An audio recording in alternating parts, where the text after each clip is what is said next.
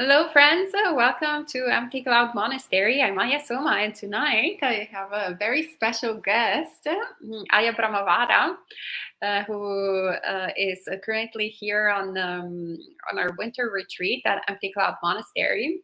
So we are taking a little bit of a break, a little week in between our intensive meditation retreats, and so I wanted to take the opportunity to introduce you to our special guest, Aya Brahmavara, who's practicing with us. The other monastics are currently in, taking an entire break from the electronic part of Buddhist Insights, but the two of us are here. So thank you, Aya, for joining us. Thank you for inviting me. And hopefully Aya will also be back at Empty Cloud in the near future. And so you'll see also more of her online as well. And good to see you, friends. Hello to Geeta, Sud, Kumu, Jayanta, and everyone else who's coming, who's watching. Hello to Jordan. And we can start with the questions since they're trickling in.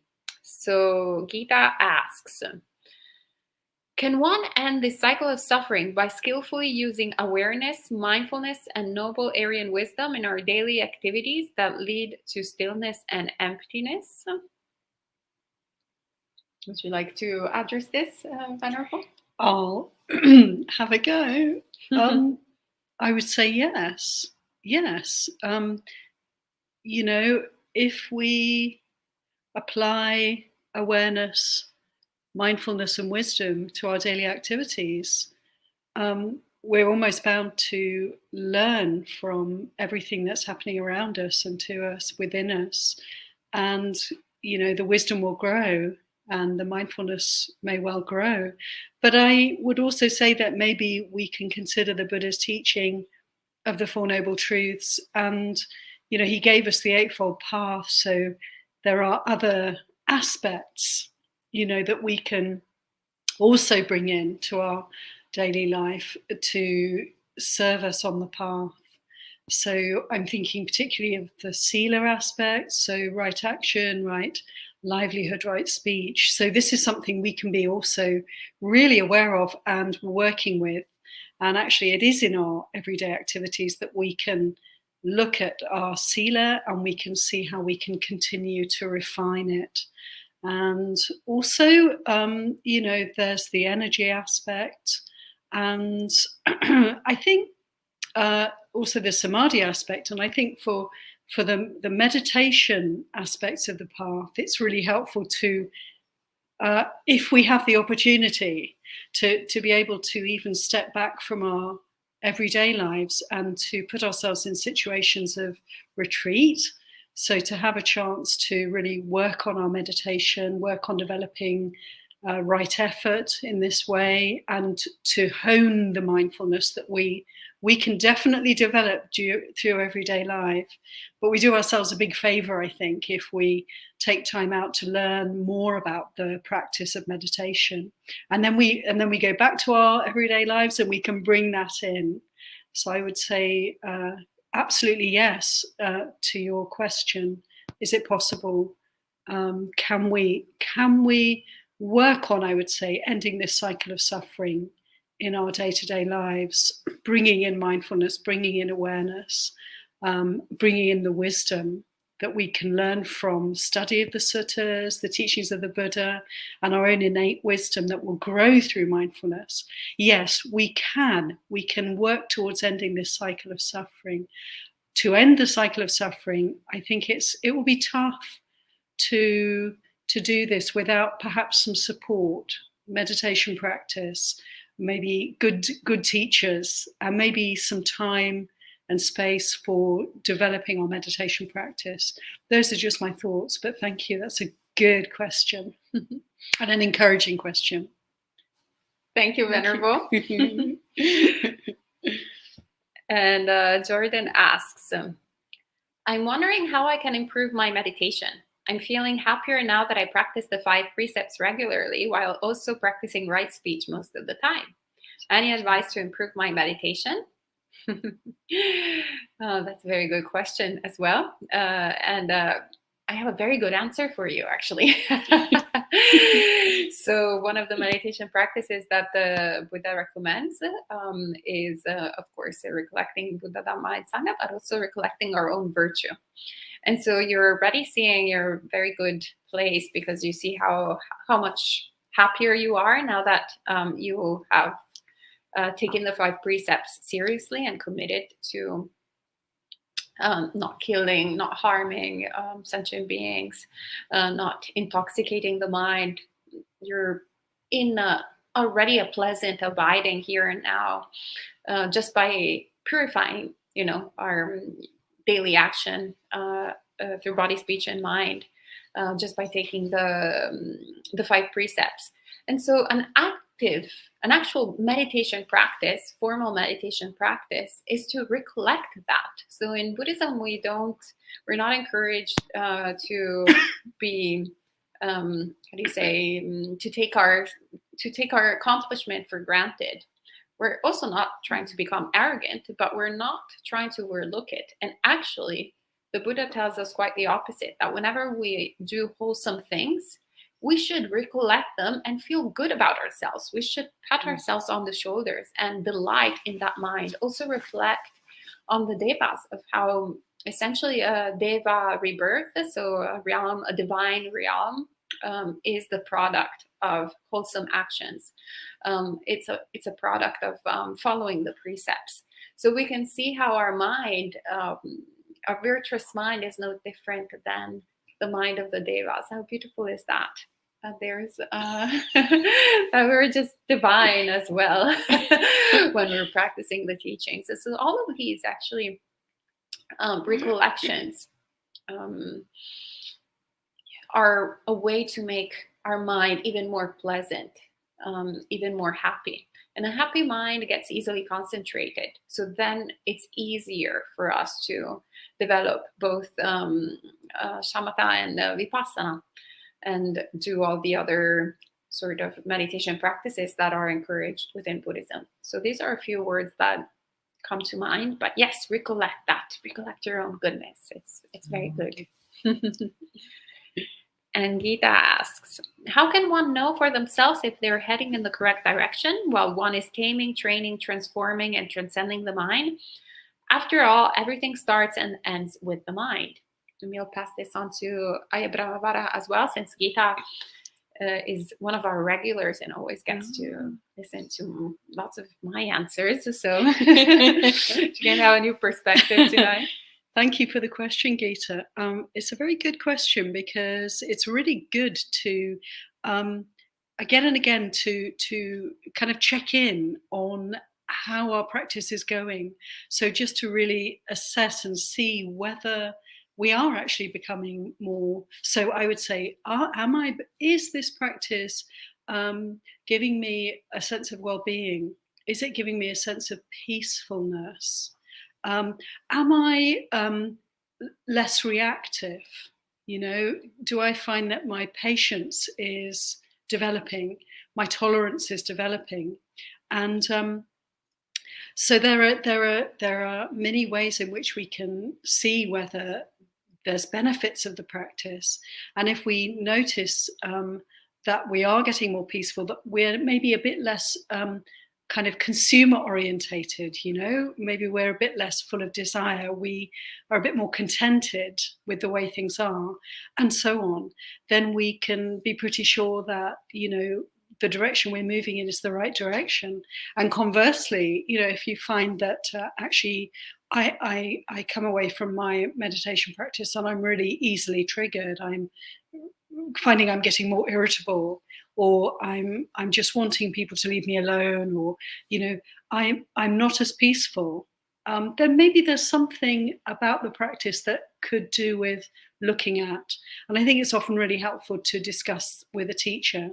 And I'd like to refer you to the teaching the Buddha gave to Maha Prajapati Gautami, his stepmother, who became a bhikkhuni, because she asked him a very similar question. And he gave her a whole list of different qualities. And he said, ask yourself, is there more peace or less peace? Is there more happiness or less happiness? And so on. And I can't remember Maybe Ayasoma can remember more from that teaching because she's really learned and I'm not. But it's a really good teaching. Is there anything you could? It's not true that I more learn or that I've learned, but you're very kind, Aya. But yes, it's I think the same teachings that precisely that what you were saying, and we can make that evaluation all the time. So essentially it boils down to a very simple reflection: is suffering increasing or decreasing, and in the mind? And then we can simply know, yes, if it's decreasing, then I'm doing really well and I keep going. And if it's increasing, well, there is something that needs to be reviewed, both in terms of the practice where we are, and also in the living conditions. So several suttas where the Buddha addresses actually all these different aspects, both in terms of our conduct, and by the way, also in terms of others. So not only like what we think about, if we are having quote unquote a good time, but also like our actions and mind states leading towards the benefit of also other people that are around me. So if I'm angry all the time and all the the people around me are suffering, perhaps out of delusion, I might think, but I'm actually like totally okay being angry. And we might not even see our own suffering, but the suffering of others is quite clear. If we are in our bouts of anger all the time, for example. But anyway, really, like, it's the evaluation of suffering, I would say, that then we can. That's a really wonderful point. I mean, just the point that I made about other people, because I find that myself, if it's not easy for us to really see ourselves clearly. If we're more of an ignorance type of person, we're more inclined to confusion, then the people around us will really guide us. And it doesn't have to be just teachers, it's the people that we live with. And it doesn't have to be in a monastery, it can be your family, your friends, your colleagues, just watching how they relate to us. And is it getting smoother? Is it getting easier? Am I easier to be with? Or conversely, are people struggling with me? And that's a real pointer. So yeah, thank you for that. Oh, thank you, Venerable. Yeah, I have to say that actually at a certain point last month, it was very difficult for me to practice. And I was getting a little bit lazy in the way that I was like, whatever, I don't want to really do like push myself so hard. And then I actually thought, I recollected what the Buddha says.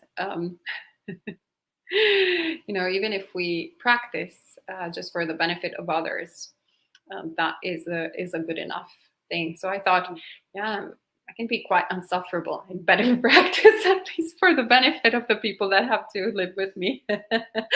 Otherwise, they will, they will have to deal with the consequences of living with super unenlightened Ayasoma instead of just enlightened Ayasoma.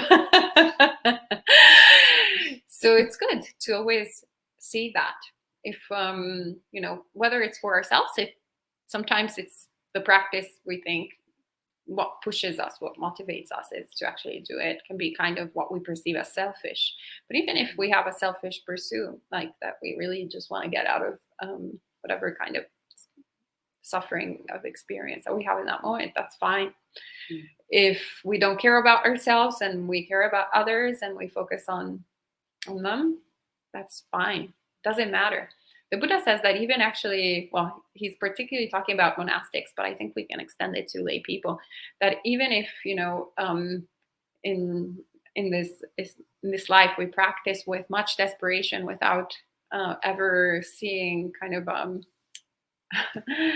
a light of of happiness, so basically being depressed the day and night and crying, it's still worth doing.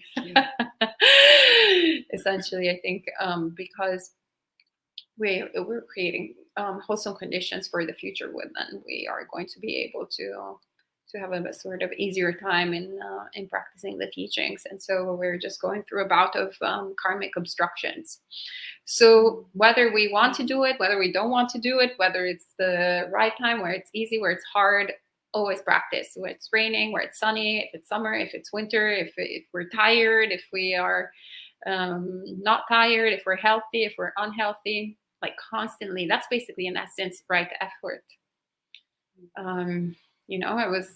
It was interesting actually the past month because there was not a fixed schedule.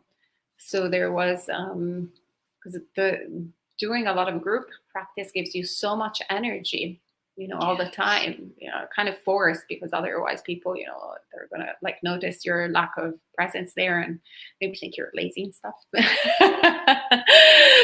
or whatever. Or you will be self-conscious going like, there can be like a healthy thing that comes, or just the support, you're like, okay, I'm not the only crazy person putting all of this work in trying to purify the mind. But when you're by yourself, there can be a few layers of challenge, especially for a month. If it's a short period of time, but I was by myself for a month, most of the time there was very little community practice. So it was very interesting to see all of these tendencies of mind and what really it means to cultivate right effort when no one is looking at us, And then you're like, okay, push it, do it. Yeah, like it's a matter of life and death. Literally is, actually. Multiple lives and deaths. And Deborah asks, could you tell me what is meant by Aryan wisdom in the earlier question? Actually, I'm sorry, I think I skipped one. Is equanimity the same as Nibbana? It's not the same as Nibbana, but it's definitely something that needs to be cultivated and developed fully in order to attain Nibbana. And Aryan wisdom, well, essentially is the enlightened wisdom, the noble wisdom, enlightened beings wisdom. I'm sorry to interrupt. I've seen this question come up from other people in Western. They hear the word Aryan, and the word was corrupted during World War II by the Nazi regime. So sometimes we see Aryan or the noble wisdom, and so sometimes some people associated with that corruption of the word and the corruption of the concept. Yeah. Thank you, Anagarika Jans. Yeah, I hadn't thought about that. So Anagarika Jans was pointing out how this word, as well as the swastika, actually has been corrupted and appropriated by the Nazi regime, unfortunately. So that's like one of the, it's a bit different in Buddhism. It's, how do you say, mirrored? It's reversed. Reversed. Yeah, so it's actually a very happy and beautiful symbol that has been it's present in Buddhist countries since the history of time, but last century in Nazi Germany, some of these words and iconography has been co-opted. So yeah, the Aryan wisdom has nothing to do with Hitler. It's it just has to do with word of, there's also like some funny words. Even enlightenment is actually a really funny word that is used that these days we don't really question, right? But like to translate Nibbana as enlightenment, we should just say coolness. That's essentially like more of a, or extinguished. Yeah. But coolness, I like coolness because Nibbana is really cool in every possible sense. So maybe we can call it cool in the mint. And we can also say cool wisdom. Yeah, that's good. That's better than Aryan wisdom. How do you feel about that? That sounds good to me. All right. So that's what Aryan wisdom is, cool wisdom. And Sud says, Dear Venerable, is it fair to say that one with right view will not have any ill will since they cannot harm anything? Venerable? Oh, I wish. Yeah, I mean, if you have perfected right view, yes. And, we can work with right view in such a way that we understand that when we experience ill will towards others, it is actually dukkha, and it is unwholesome, and it's harming ourselves.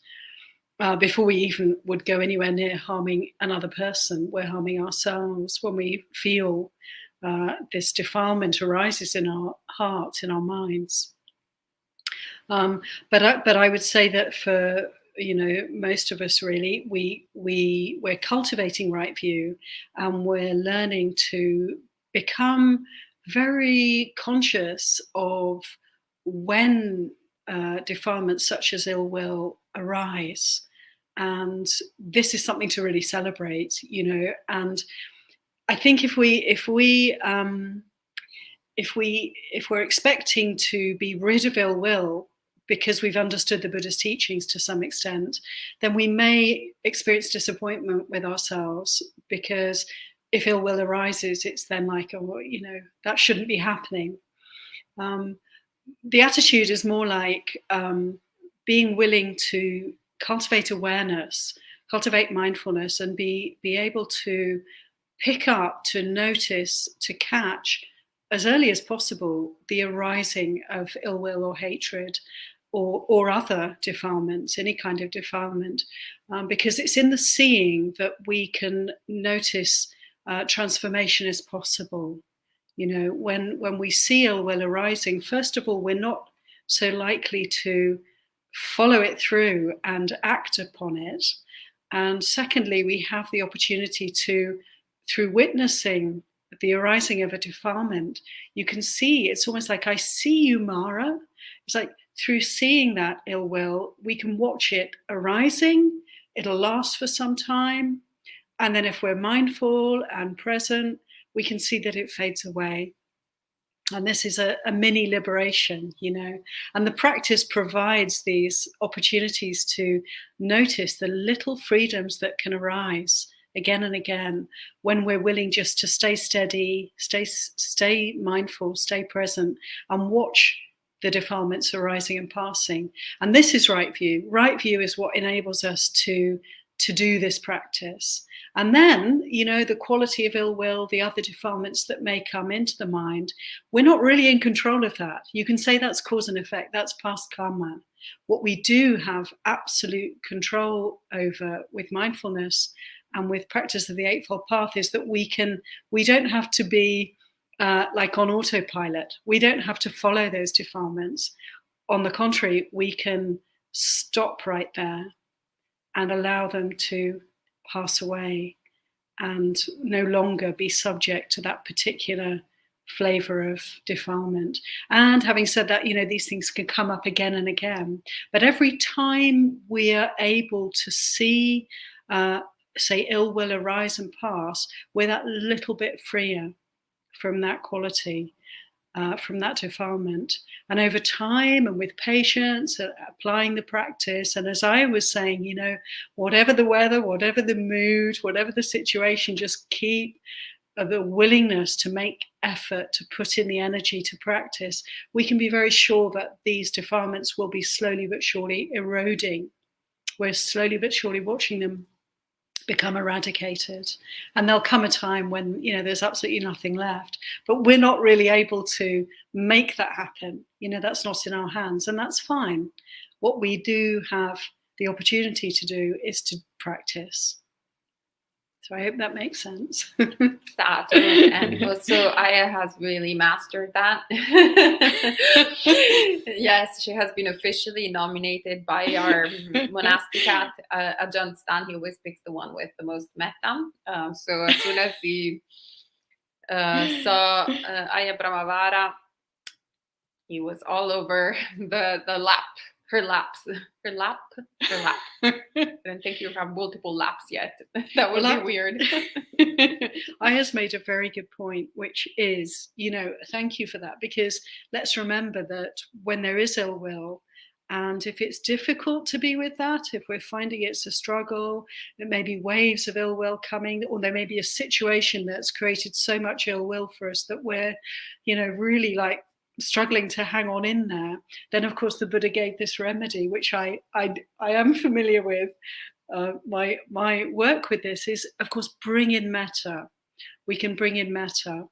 And, you know, when we're in the midst of a storm of ill will, we're not necessarily going to feel loving, sweetness and love, but the willingness to just bring to mind this Brahmavihara, this beautiful quality of loving kindness. If we can just bring it to mind, then it is a remedy, and it will balance, and it will help us to see the end of ill will. So metta is the great, not cure, but it's a great help in allowing ill will to not overcome us, to not, you know, overwhelm us. Aya Brahmavara, the foremost bhikkhuni at metta. Very good. And Marielle says, does the Buddha ever talk about self-responsibility, responsibility of our actions and decisions, a responsibility for ourselves? Yes, everywhere. That's basically the teachings of Dhamma. Essentially, the teachings of the Buddha and the teachings of the Penitent Origination. The teachings of the Buddha are, we can say in summation, that there's nothing random, that everything happens for a reason. And we put those reasons in place. So instead of pretending that, you know, we're the victims of both the good and the bad. We don't mind the good, as Venerable Robina Cortin says. Robina Cortin, like, we never question, right, why great things happen, you know, like we have food, why we have food if we have food, or why we have, you know, good situations in our lives. We're like, yeah, give me more of that. You know, thank you, right? But then the bad is the one that we start questioning, and we go to the therapist and we start talking about all our, you know, different sufferings and why this bad thing happened to me and this other bad thing happened to me. But we don't go to the therapist to ask them, hey, like, why are all these good things happening to me? We just totally take that for granted, like it's deserved. We own it. Like, yes, I deserve that. I deserve good health. If, you know, I have good health, I deserve, like, whatever it is. I deserve wealth if I have wealth. We only, like, go and cry, I don't deserve poverty. I don't deserve wrinkling up, and I don't deserve, like, getting ill, and like all of these things. So it's quite interesting. Well, the Buddha says, no, you should actually take ownership of pretty much everything, both the good, and that's connected to the question that our friend earlier had spoken about, had asked about virtue, that we were talking about. Yeah, taking ownership of the good things that we do, like being virtuous sentient beings, like practicing sila, practicing the trainings that the Buddha has given us. We take ownership of that. So we take ownership of the actions and the wholesome consequences that are there, and we take also ownership of the bad actions and the unwholesome results that will happen from that. And of course, you know, the skillful way is not one because we tend to sometimes have wrong view, well, a lot of times wrong view actually, but especially when it comes to karma, we tend to think of it as this punishment. Oh, poor me, you know, when bad things happen. And sometimes there can also be wrong view in when one has a good understanding of karma, in the way that there is wrong view because there is a wrong action followed from it of inaction. So going like, oh, it's my bad karma that I'm treated, you know, like in this particular way, or that I'm in this sort of situation and predicament. So then you just stay there and you decide to stay there in that situation, in that painful situation, without doing anything about it for yourself and for others, which in Buddhism, by the way, there's no difference between self and others. It's just whatever you do for others, you do it for yourself. Whatever you do for yourself, you do it for others. And by the way, the Buddha says, actually, interestingly enough, that if you can only choose between doing something for others and for yourself, you should do it for yourself first. Because whoever doesn't love themselves will not be able to love others. So first we need to kind of create a solid foundation of metta for ourselves, and then spread it to others. So that's very important to do that. And so taking responsibility, once again, like not thinking that it's a punishment, but just a consequence. No difference than the law of gravity. We don't think that the world is punishing us because there's gravity. Like we quite see that there is no reward or punishment. It's just the way that things are. It's the same with volitional actions. And so in that way, we take responsibility and we learn from what has gone right and what has gone wrong. We learn, we start distinguishing things, and we become more and more skillful. And Gita asks, when one is in absolute bliss of meditation, would it help to reflect that even this is impermanent, arising, staying, and passing away, seeing all sankharas are impermanent, not clinging to anything? Venerable? Absolutely. In fact, very important to bring in that wisdom, because it's a bit like I was just saying in terms of responsibility. It's like if my practice is going really well and I'm just experiencing waves of bliss, how wonderful is that?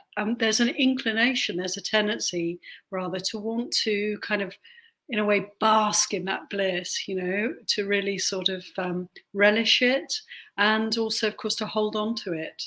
And there we are. We've lost the path. We've lost the way. As soon as we start to do that, as soon as we start to grasp, we're actually back in the wheel of suffering, and it's difficult not to do that. That's the thing. I think when meditation is very easeful, and we're experiencing a lot of positive states, even very blissful states, even very peaceful states, it's a natural inclination.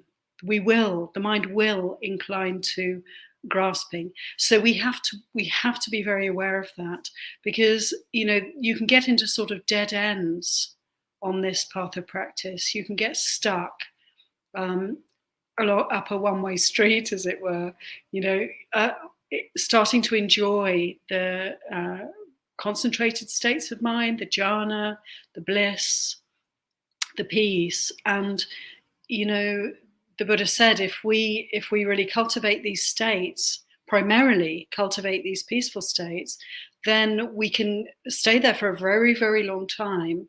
And the implication is even that after passing away, the mind will incline to those states, and we'll go to the heavenly realms, and excuse me, some people may find this really weird, but I'm just saying there is this sense that we can get caught up in the heavenly states, in the Devalokas, in the realms of bliss for a very, very, very long time, and this is not path.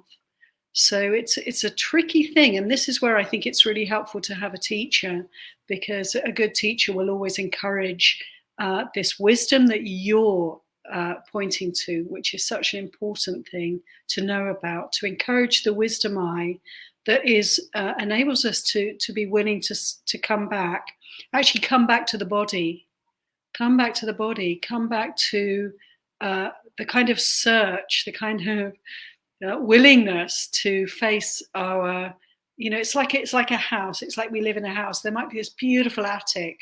It's absolutely heavenly, and we just want to spend all our time up in the attic, chilling out.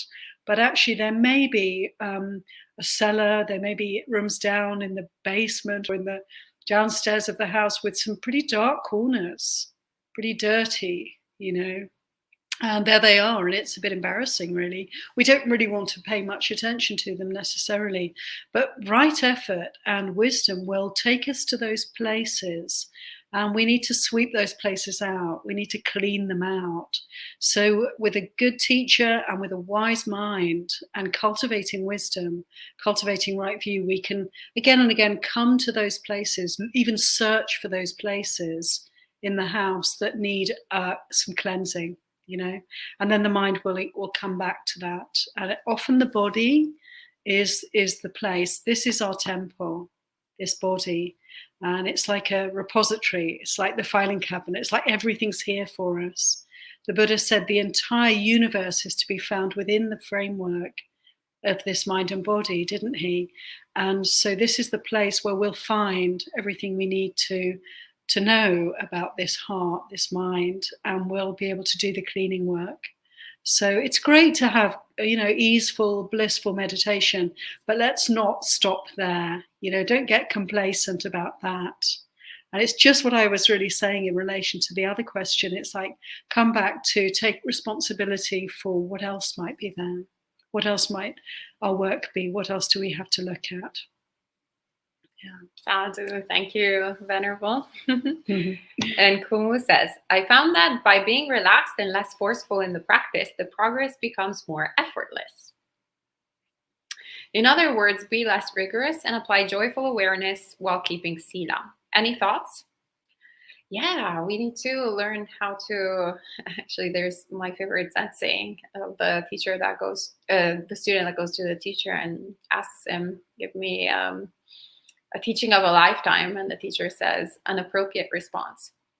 So we need to understand what is an appropriate response in every single moment, and that's product of wisdom. Essentially, an enlightened being will always have an appropriate response. The Buddha would always know, for example, the appropriate teaching that every single sentient being who was interested in the Dhamma needed to hear in order to make progress towards awakening.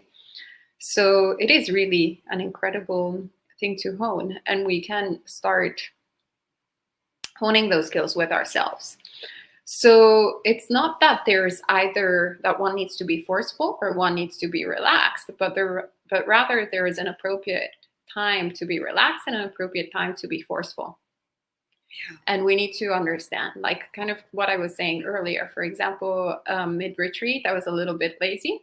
Like I had that moment of laziness that I was like, I've been already like doing a lot of practice for 2 weeks. Like I had a moment where, there was also a few defilements coming up and I didn't really want to look at them. It wasn't the blissful practice, as saying it was more on the Vipassana part. And so my mind was kind of, getting a little bit in the kind of fight with the defilements were fighting with one another. So I was being a little bit lazy, and I'm like, well, no, actually put effort into it. So I pushed myself.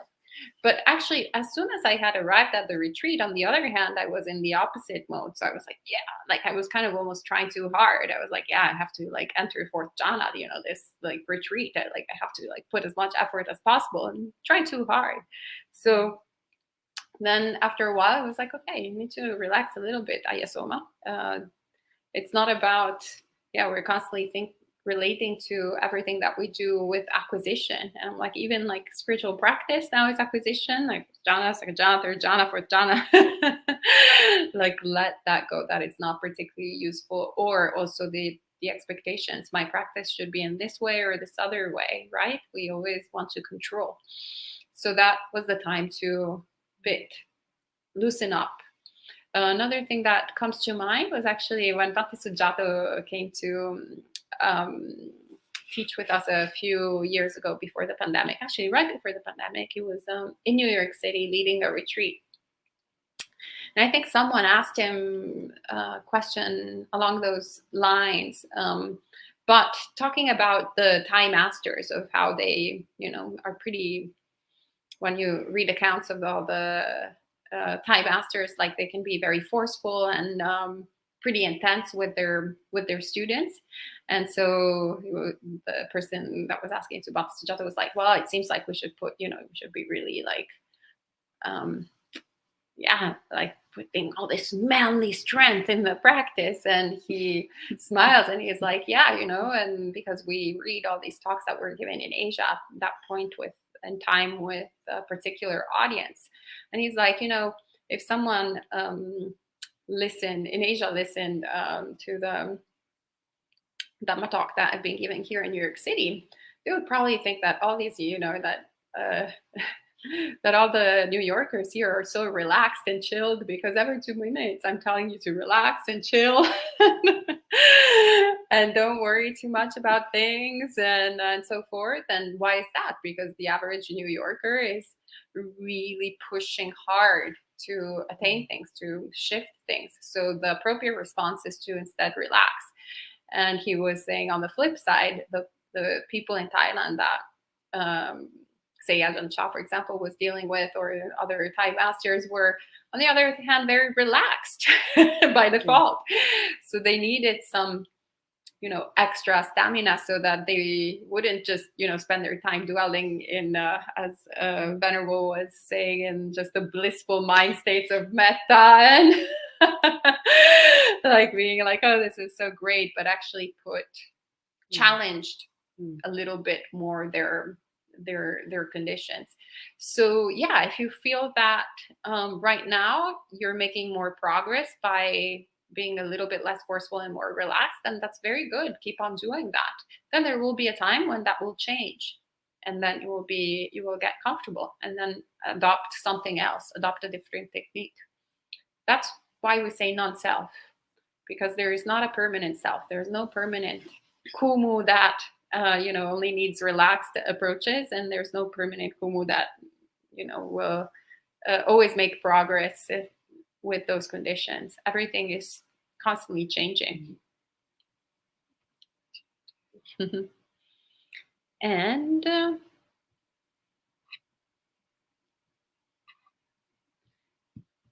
Jeff says, what is equanimity then, and how do we cultivate it?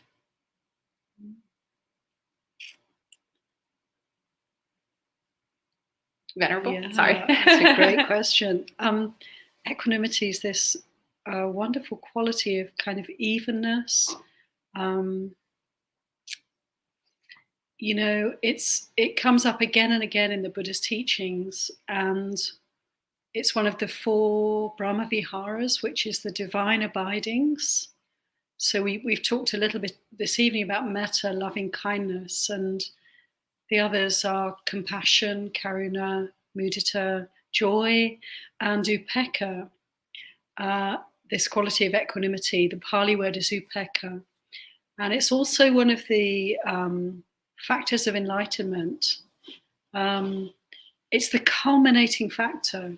So it's a very important quality. And it's not some distant, high, unattainable state. It's something that we can all cultivate here and now. And it is this quality of the kind of willingness to just be with our experience without making a problem over it. The ability to be aware and to observe, like earlier we were talking about, say, ill will arises, or greed arises, or confusion arises, whatever arises in the mind, to be able to just be present with that and not to be ruffled by that. So it's really, in some ways you could say it's like the witnessing quality of the mind, the ability to be present, the ability to stay steady, to have a balanced awareness that's not tipped and tilted by our experience. And actually, this quality grows as we practice, and meditation practice is really helpful for cultivating equanimity as we experience so many different things going on, like on Aya's retreat, like when we're on retreat here, it's like the body's bringing up all these different, we're aware of so many different feelings in the body, different emotions, memories coming up, many, many defilements arising and passing, moods, states of mind. So when we meditate, we look as if we're very still, don't we? But we know that within us, there's so much often going on. And even if there isn't, even if there's nothing much going on, we can feel bored, we can feel restless, we can feel sleepy or dull. And all of these experiences, as we're meditating, this quality of equanimity comes into play, just the willingness to be present with what's happening now. And as this quality of equanimity, this evenness and steadiness of heart, steadiness of mind, as it grows, what I've noticed myself, and I'm certainly not the most equanimous person, but there has been a sort of development of this quality. And what I've noticed is that the more equanimity is present, the more it's possible to perceive. So it's the more sensitive we are. So it's really very different from being indifferent. You know, it's very different from not really caring or not really being, when I say not to be ruffled by experience, it's not that we're not touched, that we're not intimately here with our experience. So it's a quality of great sensitivity, even within the experience, that is yet not shaken by it. So this is upekkha. This is a divine abiding, place of the gods, you know, but a place that we can most definitely get to know, and something that quite naturally develops with our practice. It's one of these enlightenment factors that actually some qualities diminish as we practice, like ill will, we were talking earlier, and we can notice that certain qualities quite naturally develop and increase, and equanimity is the most important in a way, is one of those. Thank you for the question. Thank you, Venerable. And Julie asks, is it disrespectful to listen to a Dhamma talk sitting on a comfy sofa versus sitting in the lotus position? How about for listening to a Q&A with Buddhist monks? So, well, you know, back at the time of the Buddha, there wasn't really internet and live streams. So there's not, that etiquette has not been really developed throughout the centuries. But usually, well, it is important, I will say, like what kind of posture we have while listening to the Dhamma, and what kind of respect we're giving to the speaker. It doesn't really matter, in my opinion, whether you're sitting on a couch, for example, if that is the place, etc. But how are you sitting in the couch, so to speak?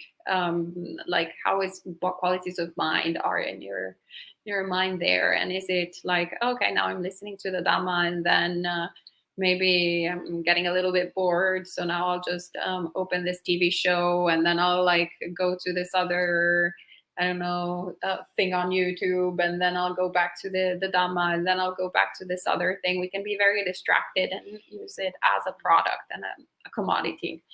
So then even if you're like in the most perfect position and that is by the book, it doesn't really matter. But if you are on the couch and you are actually listening with, you know, with open ear, paying attention to the Dhamma with vital concern, then that's definitely a very good way. And it's respectful towards yourself and whoever is sharing the Dhamma, but most importantly, towards the Buddha, the Dhamma, and the Sangha.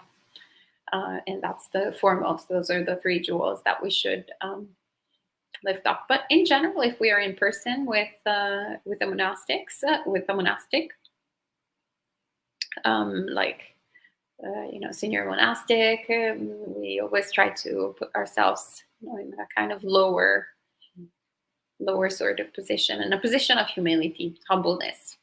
We see in the suttas, for example, that actually monastics would refuse to teach lay people who had an arrogant sort of display. So in certain places that will happen too. You know, in the West, it's a little bit more relaxed in general, but it's not necessarily the form per se, but rather what is that form conducive towards.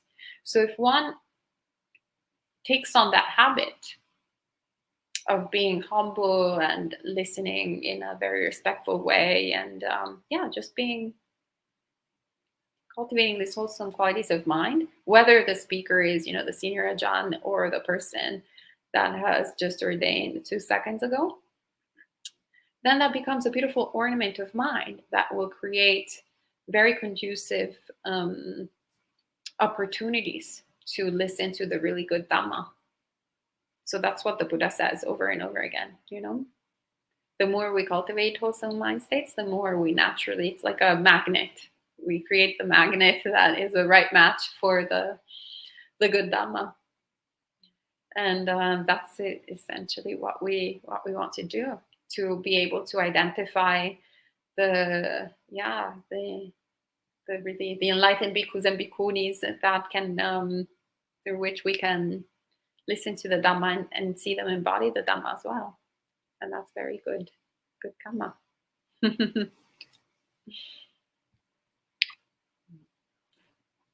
And so war in one mind need to overcome. Yes, that's correct. We all need to. We have a whole war in our mind. And it's happening now outside, like physically. You can see it with current events, more and more war. And we see that our mind, it's also internally. And Marielle says, so basically samsara might be understood as a cycle of taking responsibility. Yeah, I mean, our experience of samsara, yes, we can take responsibility of that, I would say. I think that... I could say something on that subject, because it just reminds me, this theme of responsibility. I was a Goenka student for many years before I became a nun, and one of the things that really stayed with me from Goenkaji's teaching was that in one of his talks on these 10-day courses that he was teaching, he says, most people in a situation, if they're upset by something or something unfortunate happens, they will sometimes be willing to take some responsibility, maybe even as much as 50%. So maybe 50% of my reactions mine, but they, the other 50% is with the person who's created my upset. And then Goenkaji said, actually what we need to realize is the truth, which is that we're 100% responsible. And, I remember hearing this many times, but I remember the first time I heard him say that, I had a big reaction. I was like, no way. What about, you could think of many, many examples, but say of a small child who's, in some way hurt or harmed, abused. Absolutely, it's not their responsibility. So I questioned teachers about it, and I reflected on this teaching, and I've come to accept that it is a true teaching in the Dhamma sense of usefulness and in the sense of path. It's like, if we can have that attitude of responsibility to the 100% extent, then we will be able to practice really well and to overcome many, many obstacles. So it's like, if something unfortunate happens to me, it's very easy to feel, well, actually it's not my fault. Something happened that was out of my control. But the point where we take 100% responsibility is where we're willing to work with whatever has arisen here as a result of what has happened, and to take 100% responsibility for dealing with that. So you see, in this way, it really does make sense. In this way of practice, if I can take 100% responsibility for whatever I'm experiencing, never mind the cause, never mind the reason. Don't let the mind go into the past. Don't let the mind proliferate around that. Come home to what's happening here and now, and take responsibility for that. Then we can really shift mountains. We can really transform karma.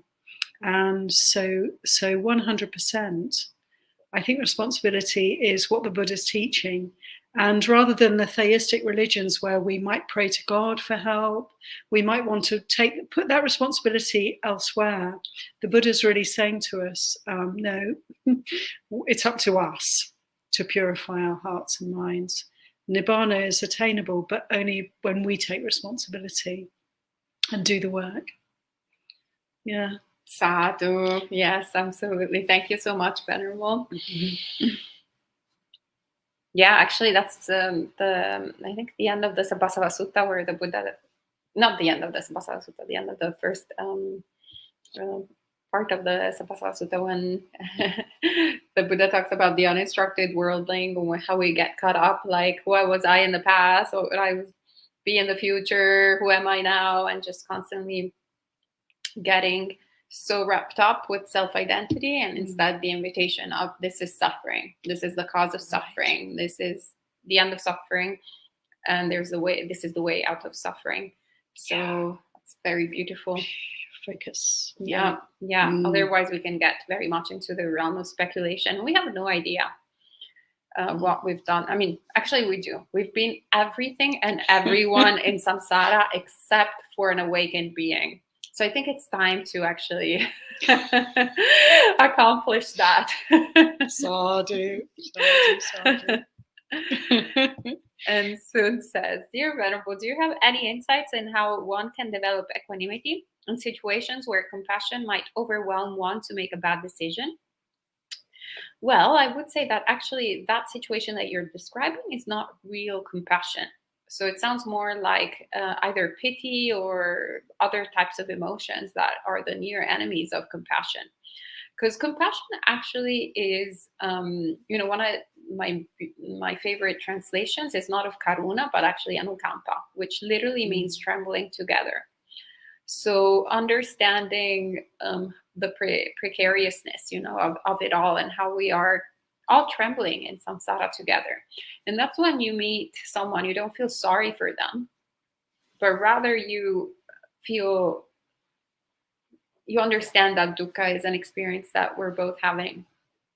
And in terms of one developing equanimity, well, equanimity is one of the most difficult for some people to, definitely was very difficult for me to develop. Obviously, I'm not fully awakened, so there's still work to be done, but definitely incredible practice. So I'll tell you, like, the moments of my success, like an example of success of when I was like, this is much closer to coolness, coolment, as we started to reframe it, as any kind of behavior that I've had or any kind of experience that I had in the past.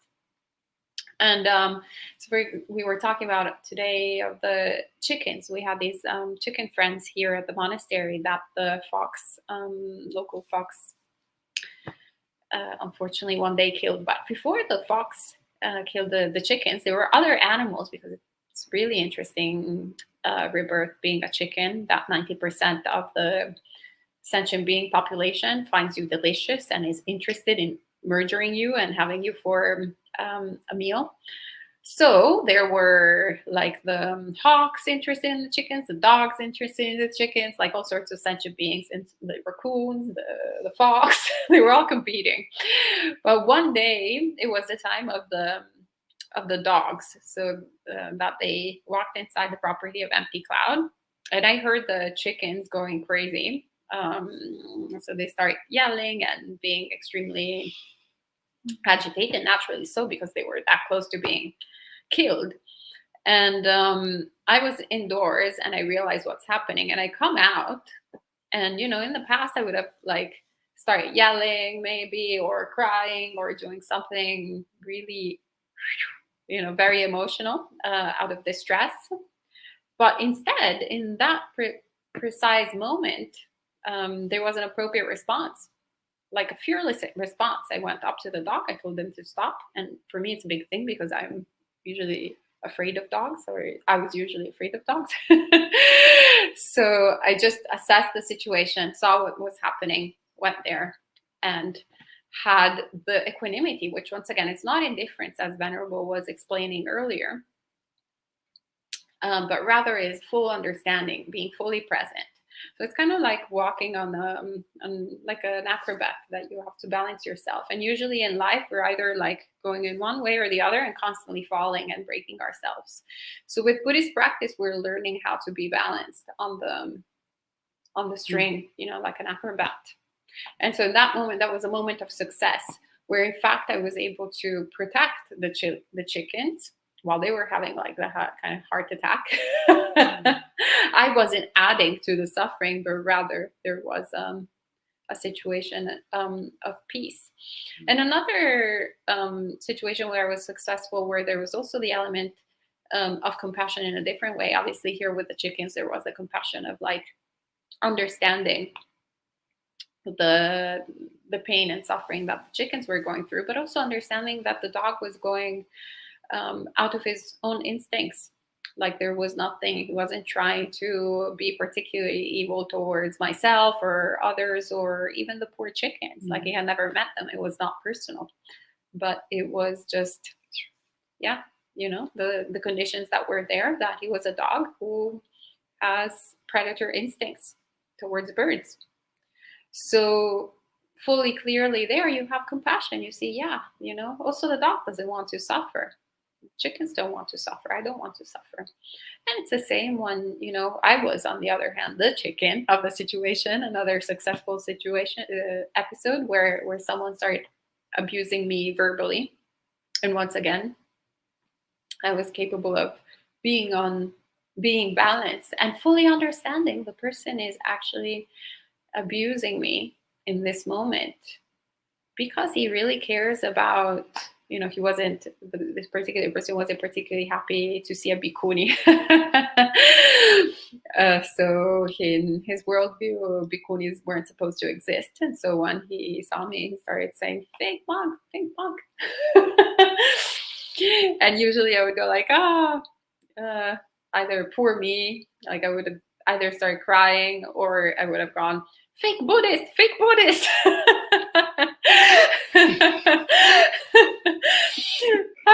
That fake monk, you fake Buddhist. How is that the way to behave, no? And being quite angry. But in that moment, I was actually really able to tremble with him and understand I really care so much about Buddha, Dhamma, and Sangha. Like, I understand that anything that I would see like being a threat to Buddha, Dhamma, and Sangha would make me upset. He is coming out of this. He has never met me. He doesn't know who I am. Like, there's nothing personal to Ayasoma. He is doing something unskillful and harmful just out of his love for something quite precious that I can relate to. So, yeah, I was like,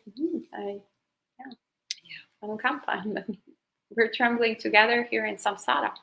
So the only thing that was in my mind was pure compassion and also like common sense. So I wished for him to be happy and peaceful and left. So I'm sharing these successful moments and not the unsuccessful ones. Because the unsuccessful moments will happen as we're having successful moments too. Or the successful moments rather will happen as we are going through and making unskillful decisions. And that's when we need to cultivate patience towards ourselves. That also creates conditions for equanimity to happen, to fully understand that we're not quite there yet. So it is a path. And so while, you know, being on the Noble Eightfold Path, it's going to take a little while. So there's going to be a lot of greed, hatred, and delusion, and a lot of difficulty. But we keep on practicing. And no excellence can be acquired without constant practice. So this is how you develop equanimity, by constantly practicing, constantly doing a lot of meditation. As Venerable was sharing earlier, that starts slowing our experience. So then we can catch the moment where we're making a decision, rather than us completely bypassing even that moment and not realizing that we have even a say in it. Or like, oh, you know, how many people say I just like was blinded by rage, blinded by anything. And then in hindsight, one has regret. In hindsight, one has, oh, that could have been like handled more skillfully. So meditation practice is very important. Paying attention to all those neutral feelings is extremely important. So then we start paying attention to what's actually really happening, and then we're like, okay, now different response, different karma. Finally, a different outcome. Yes. Instead of repeating the same thing over and over again, hoping to like have a different outcome. It was so ridiculous sometimes, right? Like keep stabbing myself, like, oh, why does blood keep on spilling? Oh, I just wish I could be happy all the time. We don't even realize we're doing that. And then once we realize, we're like, okay, yeah, I know better than that. Like, oh, happiness. Relief, at least. Yes, relief. Right? It's just really as simple as that. But our habits are so ingrained that it's difficult to even know what we're doing.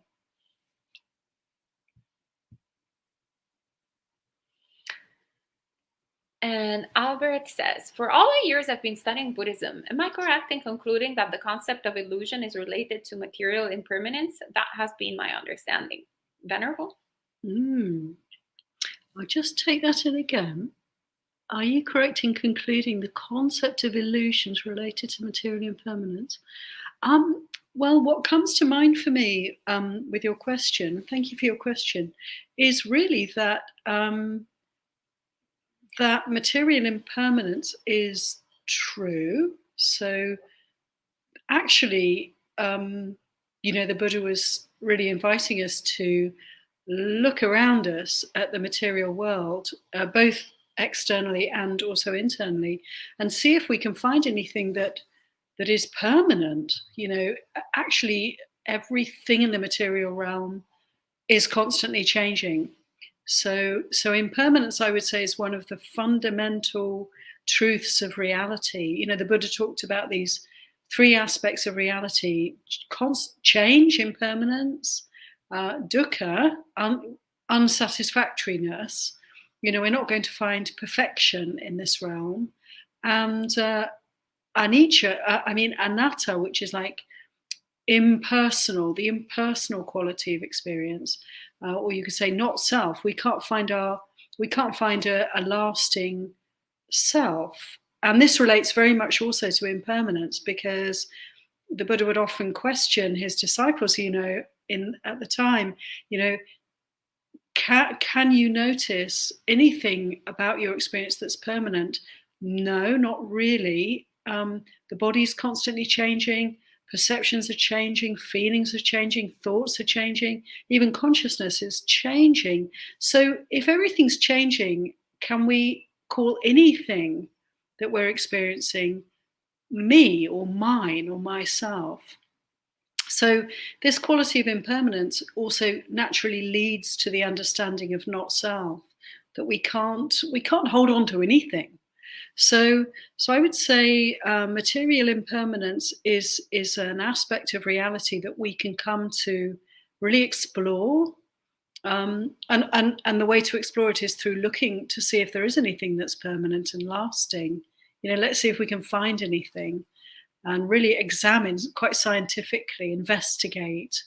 It would seem that there is nothing permanent in this realm. So impermanence is not an illusion, but I guess the illusion comes in when we think that anything at all is permanent. And it may be that you're referring to, the Buddha talked about the vipallasa, these distortions of view. So we're actually programmed to see permanence where there is no permanence. I know this very well myself. This body seems so solid, it seems so reliable until it isn't, and I've noticed as I get older, it becomes easier actually to experience impermanence in this body, that this body is changing all the time. It's actually breaking down. Decrepitude is creeping in, and that's actually quite helpful. It's quite a reality check, So we will tend to veer on the side of illusion in seeing permanence where there is actually no permanence, and this is the illusion. But don't take anyone's word for it, is what the Buddha said to us. Don't take my word for it. Just check it out. See for yourself. So this is a great meditation and a great way actually to practice in everyday life.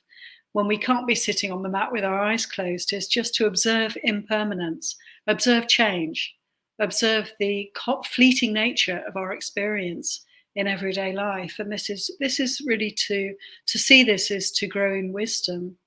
And in seeing this, we can see the other aspects of reality also. The unsatisfactoriness of a situation where there's nothing that stays the same. There's nothing that we can rely upon. And also the non-self quality, because everything is moving away from us, even as we try and hold on to it. How can I hold on to anything and make it mine, make it me, make it myself? So these three aspects of reality are great to contemplate, and impermanence, I think, is the easiest one and the most apparent, the most obvious one to really look at. So I hope that kind of meets your question in some way, and if it's not meeting it, then let us know. Thank you, Venerable. I'll just add, actually, there's a sutta in the Nidana Samyutta that is one of my favorites, where, because I want to bring it up just because you put the emphasis on the material impermanence. And so that sutta is basically where the Buddha starts and talks about the uninstructed worldling. And he says, yeah, the uninstructed worldling, after a while, might start see this body, with its 5 aggregates. No, sorry, this material body, not the 5 aggregates. The 5 aggregates we should see as as impermanent, but like the material body as impermanent, as not self, but as dukkha, right? As suffering. But actually, this body can be seen standing for 1 year, 2 years, 10 years, 20 years, 30 years, 40 years, 50 years, 100 years. Sometimes, like, actually hardly ever changing, he says. I was shocked. Like, wait, what do you mean?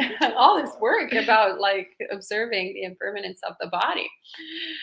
And how is that the reaction? How is the work of the uninstructed worldling? And then he follows up by saying, but, when it comes to essentially the immaterial, so the consciousness, perception, all the different sankharas. So, like, well, what we think really, my thoughts, my ideas, my emotions, this being here and there.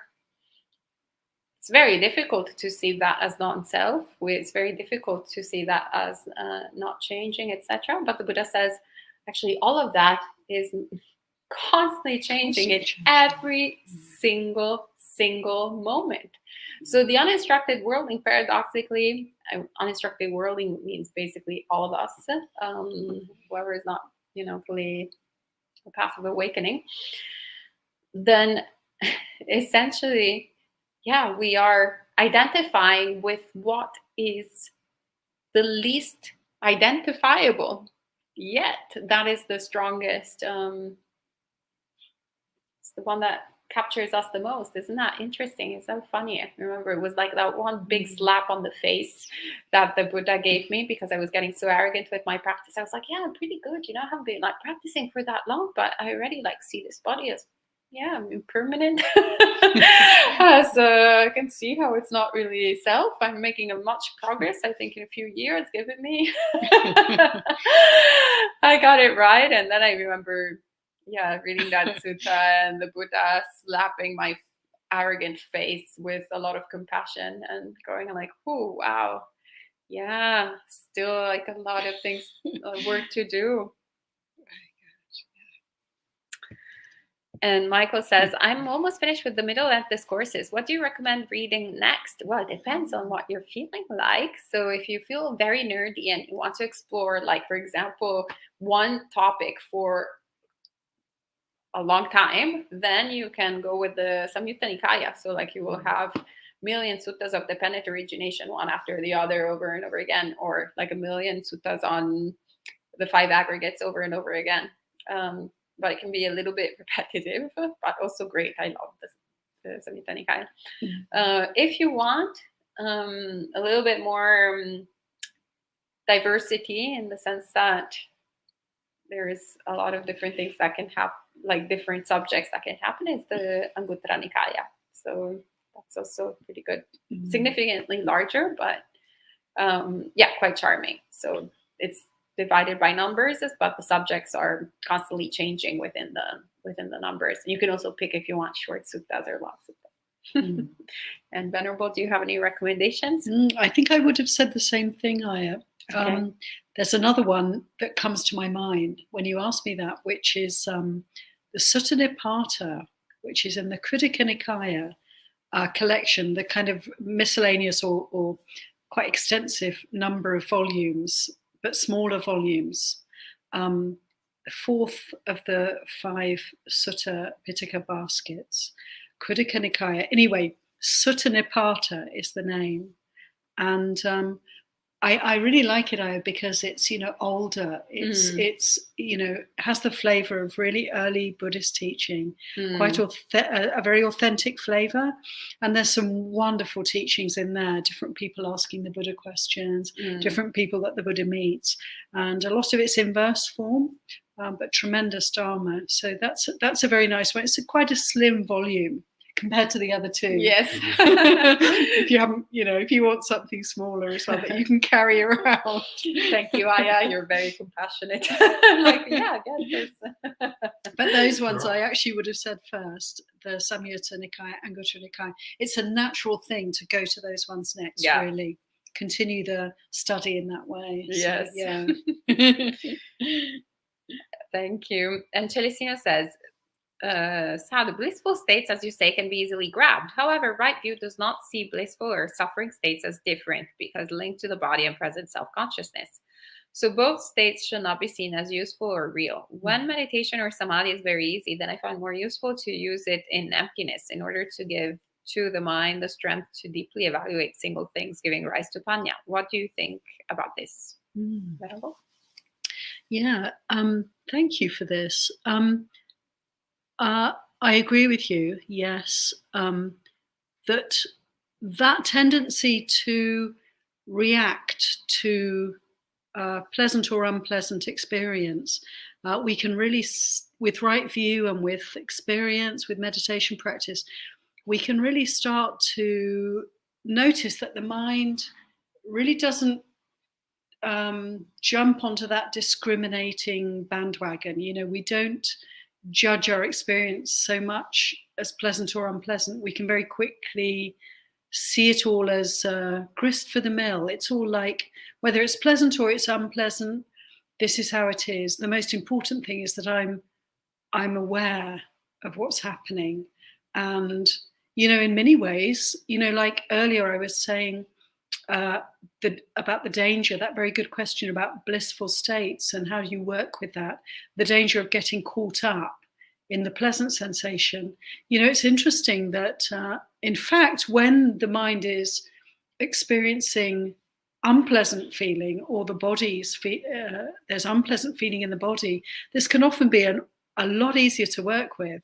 So it's funny, you can even have a sense of welcoming unpleasant feeling because one can know how to work with that quite easily and smoothly. And when pleasant feeling comes along, a feeling of, oh well, okay, watch out, but almost it's not relished in the same way. So I think this is a natural development in our practice, that we stop, the roller coaster ride of pleasant to unpleasant with a little bit of neutral in between, maybe for a second, and then back up and down the roller coaster ride. I think this really does start to smooth out. We talked a bit about equanimity before, and this quality of equanimity is this seeing, in a way, or this experiencing an evenness of mind, whether we're experiencing pleasant or unpleasant. So in this way, I think, yes, both states can be seen as useful. You said, let me just come back to your question.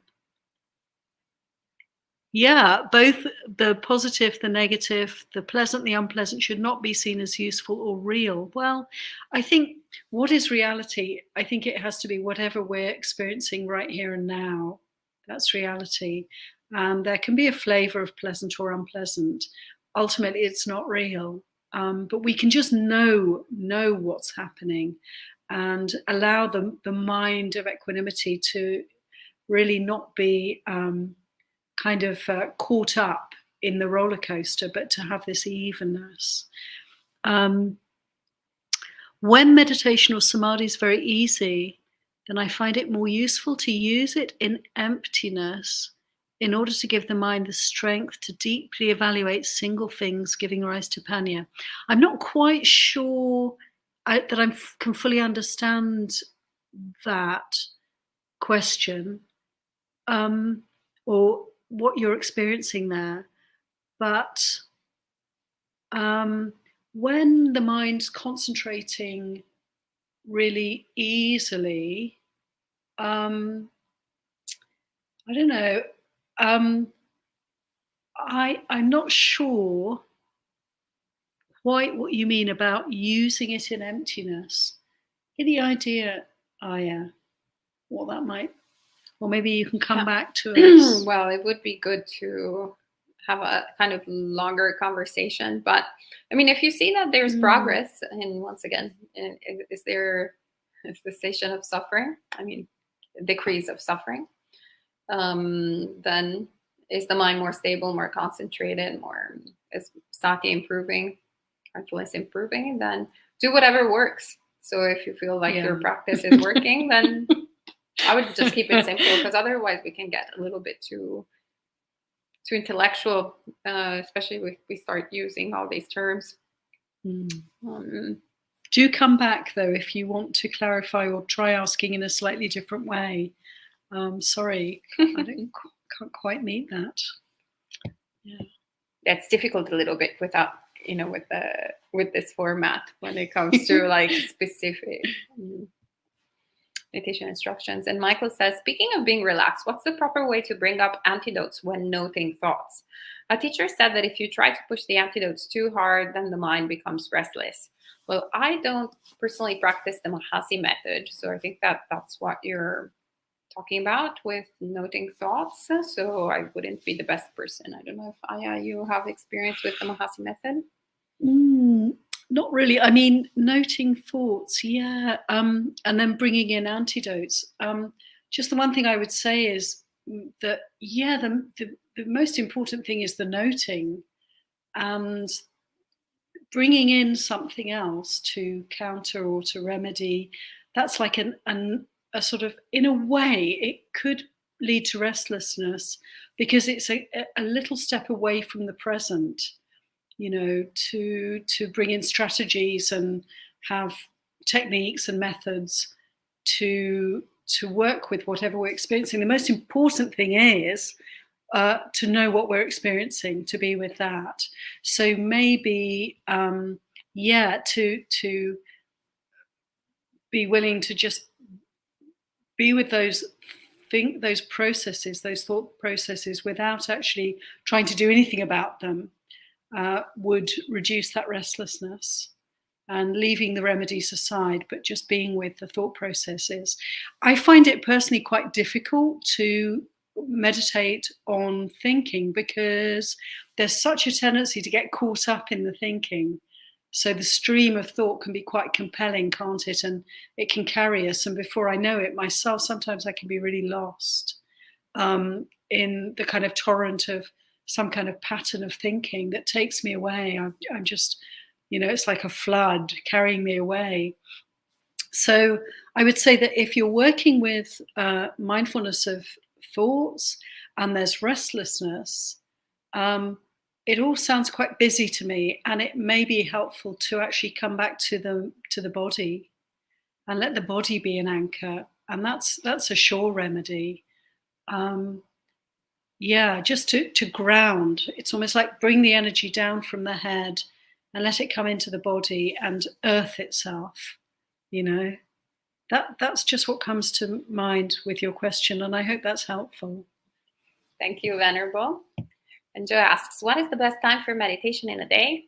Right now. It's always that one. Good to see you all, friends.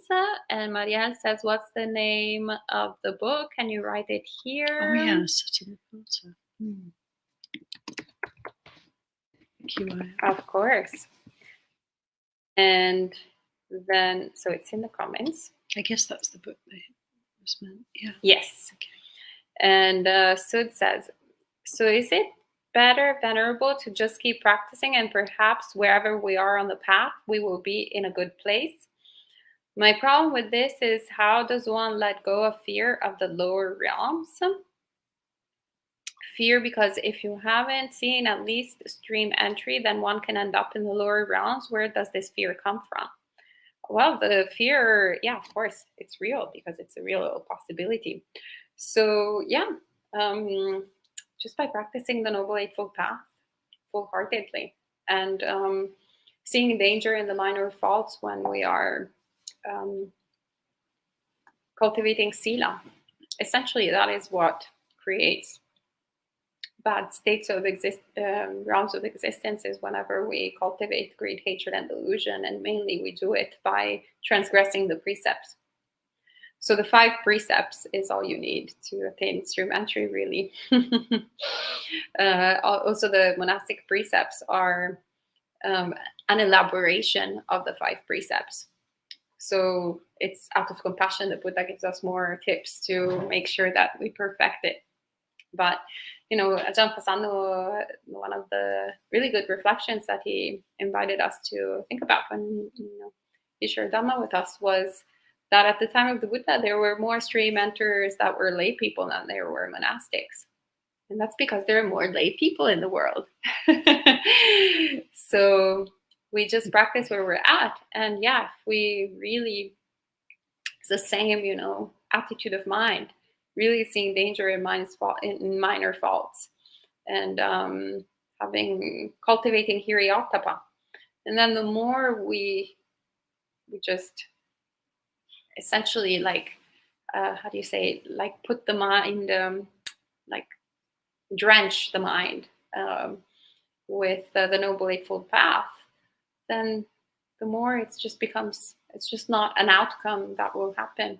So essentially, it's also very important to remember what the simile of the, I think, is it a pinch of salt?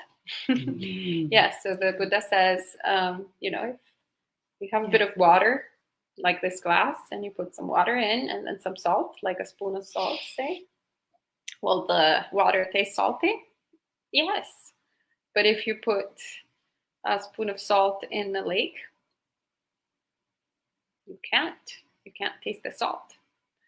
So essentially, you can't do anything about the salt because that is already there. We've created, that's bad karma, essentially.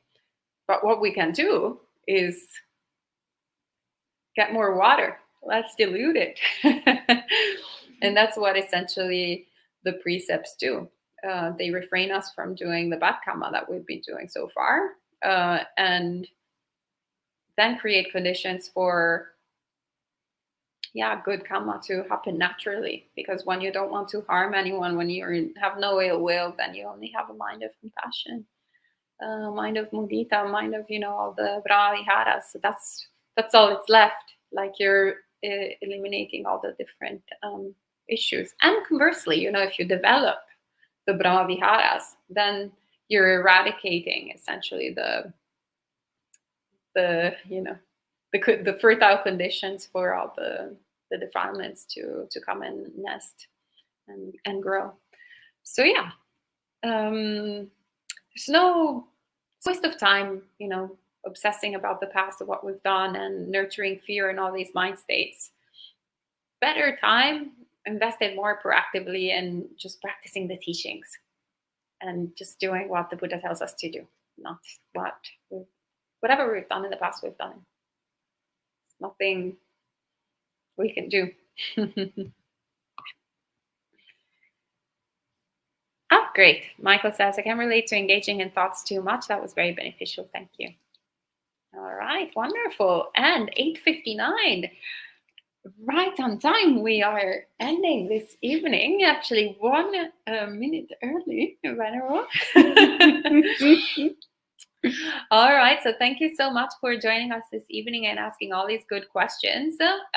We will be returning to our retreat this weekend, so we will disappear. Actually, the monk chat will be on pause until April, so no monk chat for the next 3 weeks. And I think Venerable Palanyani is continuing her live streams, and possibly Venerable Vimayani also is doing her live streams, I think. Not that regard. And I don't think for the next month. Yeah, it's just these two venerables, and there will be a lot of recordings from our previous life within this life of Buddhist insights. So all the different venerables that have shared teachings. So there's definitely Venerable Bhikkhu Bodhi, Japuna Dhamma, Aya Dhammadipam. I think there is some. Yeah, there's lots of different both bhikkhus and bhikkhunis. Don't remember exactly which one in order, but you can tune in at the same times and they will be there. All right, so may you all be well and happy, and may all good things come to you, and we'll see you again in April. Be well. Sadhu, sadhu, sadhu.